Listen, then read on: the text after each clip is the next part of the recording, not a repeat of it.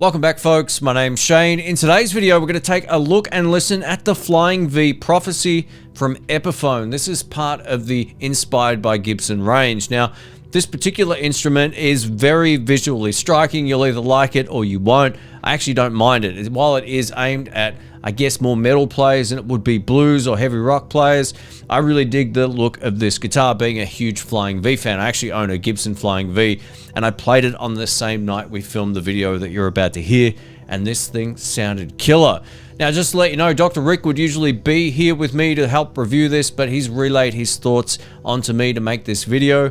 We're in lockdown again here, which totally sucks as of shooting this, so that will give you a time and date reference of what's going on. But he loved this. He said nothing but favorable things about it in terms of its playability and feel, and he thought these were far more expensive than they were. So keep that in mind. Prices will vary all around the world. But firstly, thank you to Sky Music for letting us shoot this live series. It's great to hear how stuff works in the live mix. If you want to find out about this, I'll leave links to Toman and Sweetwater in the description below. So before we get into it, I just want to give you an overview of what makes this guitar different. We get a pair of Fishman Fluence pickups. One of the key characteristics when it comes to the Fishman Fluence pickups is there's 3 designated tones within them. There's not just one sound. So you get the standard warm vintage humbucker sound that we've all come to know and love, that sort of PAF style sound. You also get a hot modern humbucker and what they're calling the optimized single coil sound. I'm not sure how they do this, if it's split coil or whatever, but it's one of those things you'll either use or never use. When it comes to split coil on any humbucker so far, I just stay right away from it, whether it's PRS, Epiphone, Gibson. I've tried them all and I'm not a huge fan, but just in terms of the humbucker tones out of this, it sounds really great. And you access that thanks to all the push-pull pots on the volume control. So it's got that going for it. A couple of the other key upgrades is we get the Grover locking tuners on the headstock, so tuning reliability is increased there as well. We also get one of what they're calling the new bone nuts, which is made by Graphtec. So all of these things in combination should help with tuning stability. I'll talk more about this at the end of this clip. Let's take a listen.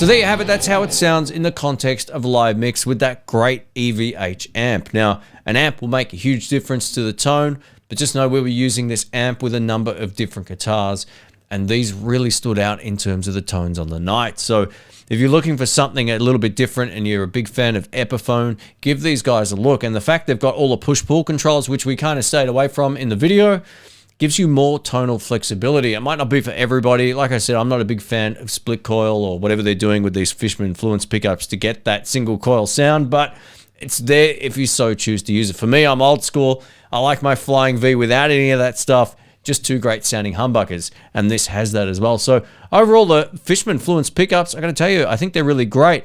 One of the things that stands out about this Epiphone is the finish. It comes in two different colors. The Yellow Tiger Aged Gloss was the one that you were looking at, and it also comes in Black Aged Gloss as well, which is basically just like a black finish.